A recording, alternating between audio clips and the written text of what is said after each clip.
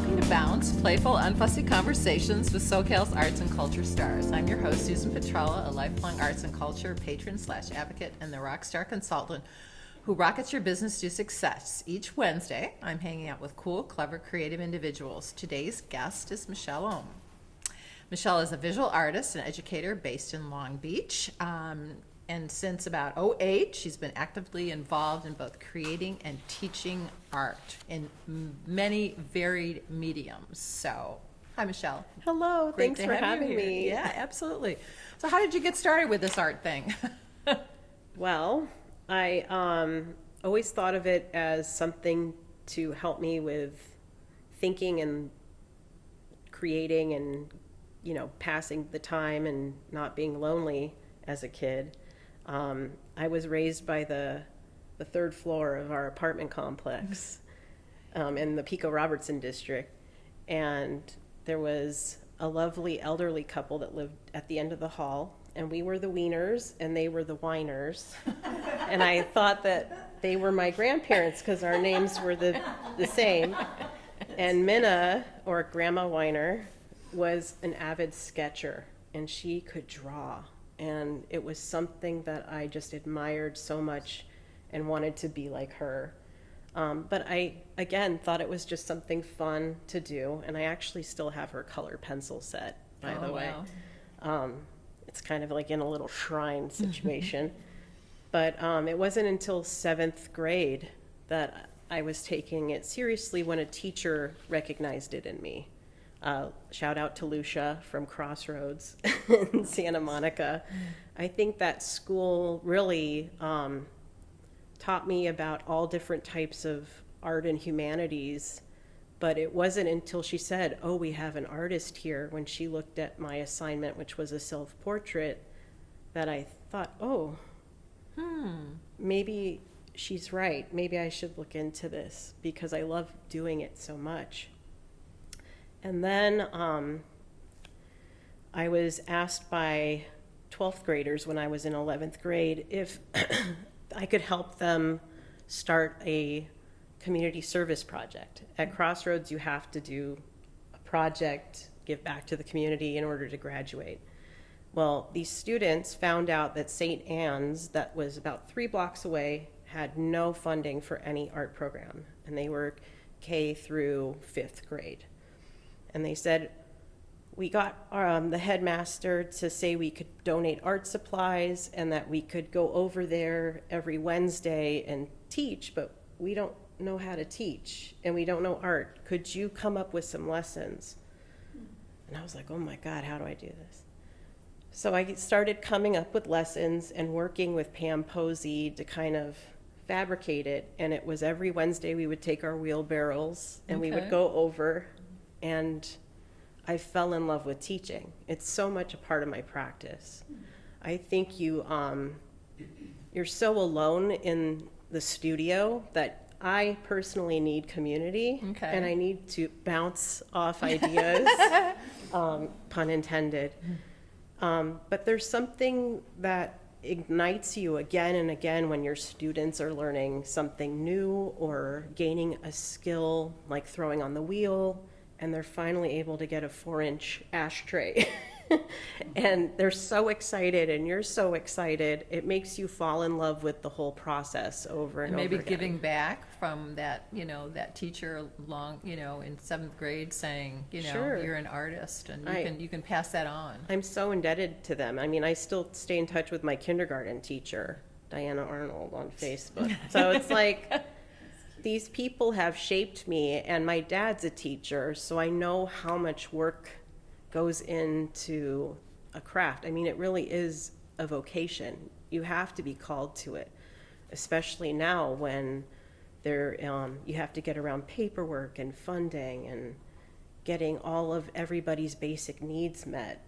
You really have to be invested in it. And she does this at 7 different schools. Yes. So it's like, okay, it's Wednesday, so tell us where you were today. This morning I was at Golden West, our sister's school, and then I drove over here quickly but safely. And then later tonight I'll be at Citrus College teaching intermediate through advanced ceramic classes. So I'll do a little pit stop at home and check out my 3 dogs, get them settled, and then I'll go to Azusa.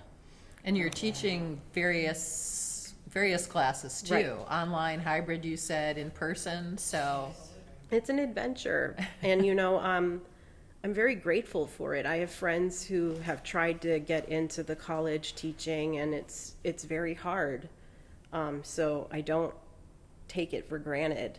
And every school has brought so many different populations. I get to work with different faculty members. It's building a network system.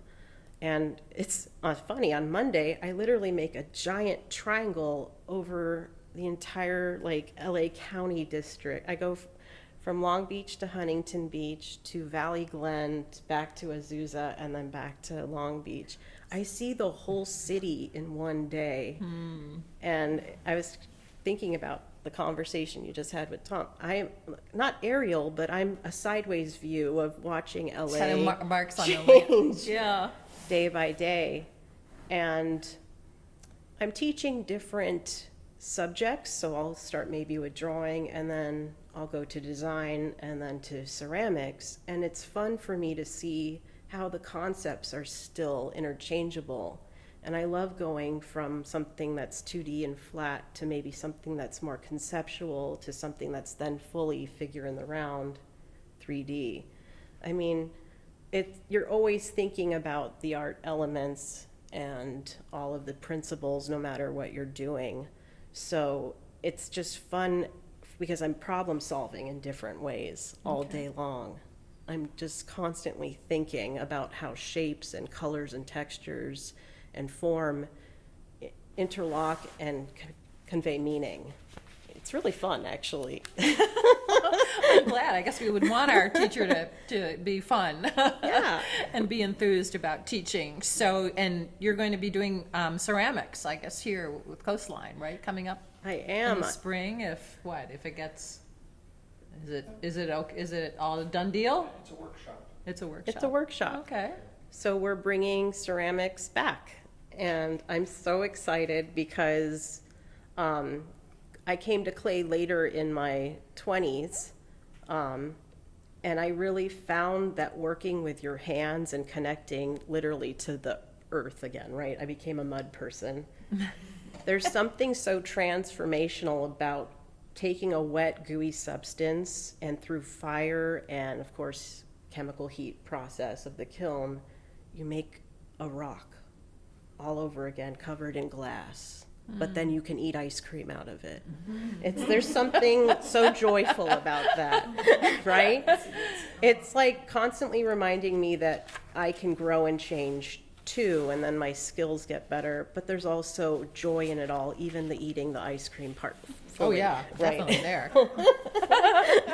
So they're going to be making ice cream bowls. Is that what you're saying in the spring? I love a good potluck, especially when we can, use our own plates and mugs that we've made. There's even more of a pleasurable moment, and it's about sharing and building community. So I'm ready to fire up those kilns again and get that going. But besides your practice in ceramics, she's got about 5 different mediums that she is working in, that Michelle is working in. She's got wall drawing, symbols of femininity, letters in film and television, female archetypes in film and television, text painting, and altered books. So let's go to the symbols of femininity, the female archetypes in film and television. So where did that kind of interest come from? I've always found myself to be a feminist. That's my agenda. I'm proud of it. It stemmed from 11th grade at, Crossroads. I think it's kind of like my Kevin Bacon. Everything goes back to Crossroads, but it's because I went there from K through 12. So it was a big part of my life. I took gender studies with Carol Winter, and we read theory, we looked at movies, we looked at film and movies, sorry, nervous, and talked about all the different roles that women either become or feel like they need to become. And it got me thinking how many movies I had seen growing up and how I had almost modeled like a buffet different aspects of characters from films that I wanted to be like, or role models, right? Such as like Andy from the Goonies. I wanted to be the cheerleader who, you know, gets to go on a treasure hunt with her boyfriend and their friends and the little brother, right? Or Wendy Peppercorn from The Sandlot. And then we started thinking about, you know, you're the witch, the princess, the maid, the best friend or the main character, damsel in distress, and how, you know, going through puberty at the time, I was always thinking about how I was becoming a woman from a girl, because we were reading Simone de Beauvoir at the time, right? And The Second Sex. And I was thinking, oh my God, this teacher's describing everything I'm going through. And it's when you realize, you know, I was always taught to be the nice little girl, and how did that now shape me as being a strong, robust woman who is very loud and likes to be seen and likes to also be motherly and nurturing. And what does that mean?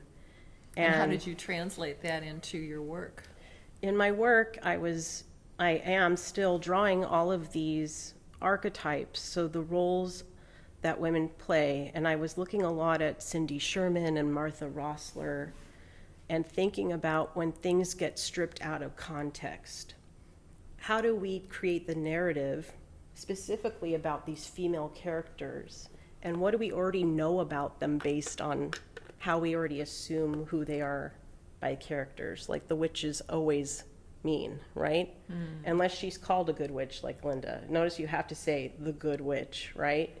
It's always assumed that you're the evil, nasty one eating children, right? So you're working on some drawings with, tell us about those, like right now. She's got some examples. I have a show coming up at Ace Tiger, so I'm getting ready for it. I brought some examples for you all because I know that you would be in a drawing class. These are all graphite on illustration board mounted on panel. I clear coat them so that they're protected and don't need any glass frame, but it's all done with one graphite pencil, and the white is the actual illustration board left behind. So the idea is that the white is the paper itself, so the image is illuminated by its own blank slate, right? I actually brought the pencil. I'm going to geek out with you a little bit, Susan. Yeah, that's fine, because we had a whole pencil thing last week. So yeah, I heard about that. So what I'm doing is I'm archiving through my own film stills that I take off from my TV. So she photographs. I photograph from the TV, Okay. and then I redraw them. It's women holding candles from various films. Yes, they're macabre. Yes, they're spooky. It's perfect for this Friday, which is Halloween. But the idea is that there's no before or after provided for you, right? There's no context. You don't even need to know that it's a film. It's already kind of understood in itself. And what was weird to me is I was finding that they were mainly maids or the woman about to be attacked, right? Or find the dead body in the closet. And you were thinking about them in terms of their role, right, in film, like we've just discussed with the different archetypes of women.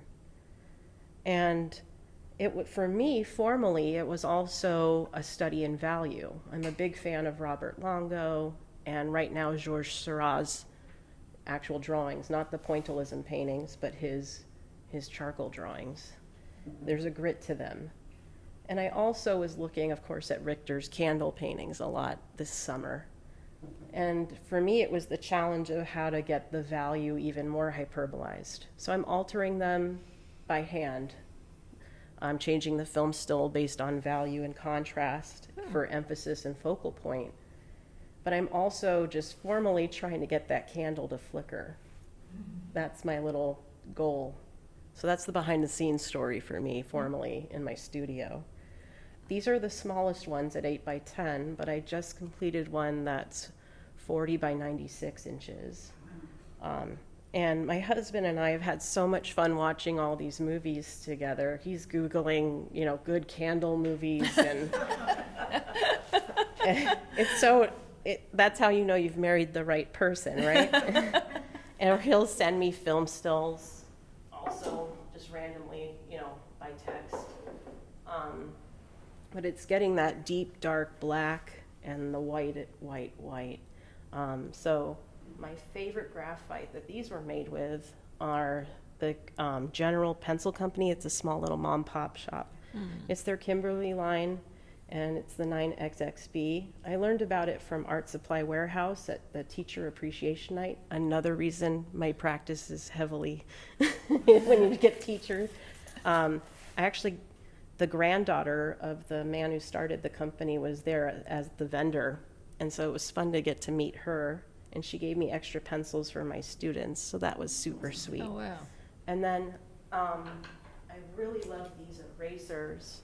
They're the BM2 little retractable one, and then for smaller, because I'm type A, I like the mono zeros as well, so I brought some of those. I know, it's a curse. And then for the black colored pencil, I just used the Prismacolor black. I was trying to use the Holbein lamp black, but it got a little green for me. Oh. So the Prismacolor, once you spray it with the clear coat, That could change it then? oh yeah, Yeah. it's just a great black. But what's nice about this 9XXB is without the clear coat, it's actually matte. So it photographs pretty well. I just wanted this finish fetish of the gloss. It just, So you have a studio at home, and how often do you how do you work in it? well, it's a very short commute, unlike my teaching jobs. But I even set up an easel just in the living room because my husband's a fiber artist, and I taught him how to make pine needle baskets. So he coils, and he got kind of lonely when I was in my second bedroom as the studio. So he's like, "Are you still in there?" I'm like, "Okay." So I got the memo, and I'm now in the living room because it's just a pencil, an eraser, and then the panel board. So Do you get to work? I get to work together with him, Okay. and what's wonderful is he's my best friend and built-in art critic, which is great. So he's normally critiquing me on formal things, and I critique him on content of his work.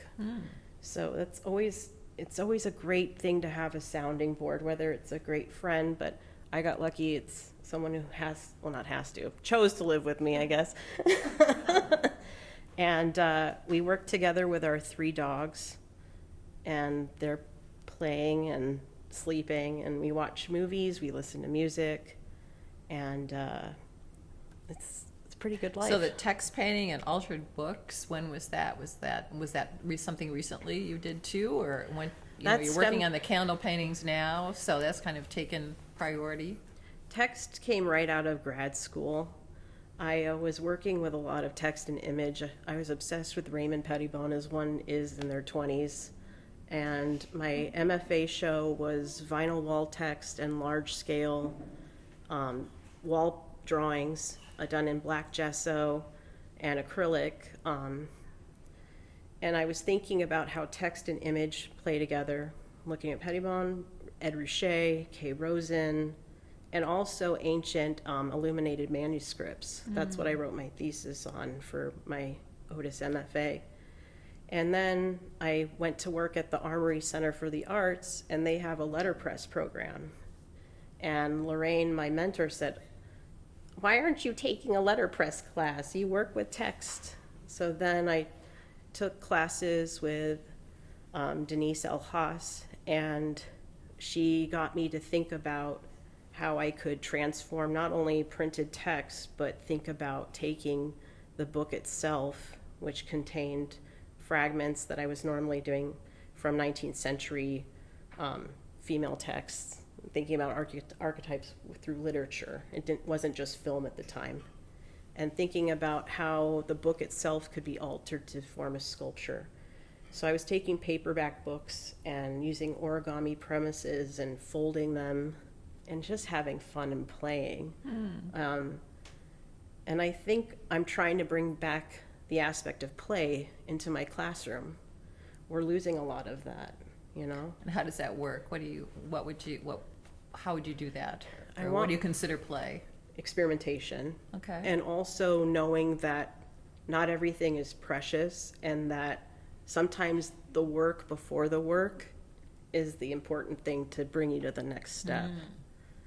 You getting some resistance with people being... Yeah, well, we have to get those student learning outcomes done, and we have to get data, and we have to be on a time They're more crunch. reserved, like not wanting to let go? Well, it's not the students, it's just following the basic standard structure of Western civilization college structure, right? Think about what kindergarten used to be, right? Was made about play and making crackers with cheese, little squirty faces and raisin eyes, and learning how the world works and learning how to socialize. And now it's more about Common Core math and getting them to read before they're even 6. And we're starting. It's too standardized and structured. Yeah. We've lost, and they're not really out playing like, Well, I'm a hippie, so I'm all for the play. or how I grew up. It's like you played Yeah. outside. I'm very Reggio Emilia when I taught elementary school. You know, we had the whole big sleigh of art supplies available, just options. And then you think about a theme together and you let the kid start to pick from the table what interests them to use. There's something about that, right? Giving people choices, because that's all that art making is just one choice after the other, right? It's a reaction to the last action. And sometimes it's even erasing that last action. Oops, yeah. So I think play has to be a big part of my practice and my teaching practice. But now you're in the college setting, right? So they really have all these years of rigidity, right? Well, also they haven't always had art in their program. It's starting to come back in, but there were times when I was the first art class for a freshman college student. And so we had to learn how to hold the pencil in a non-writing way, how to sharpen the pencil differently. I mean, this is all, it's learning a new language in so many ways. And so you just have to have a lot of patience and give people the space to feel free to, I wouldn't say fail, but at least not get the thing they wanted right away. It's like teaching perspective. You can't always see it right away. I'm in perspective unit right now, so I'm living this right now.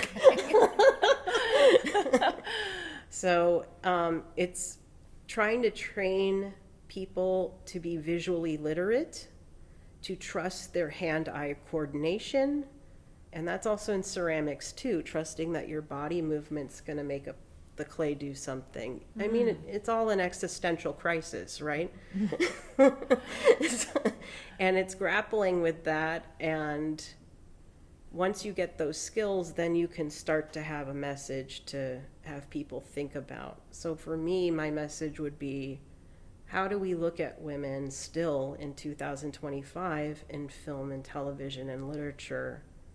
And has it really changed that much?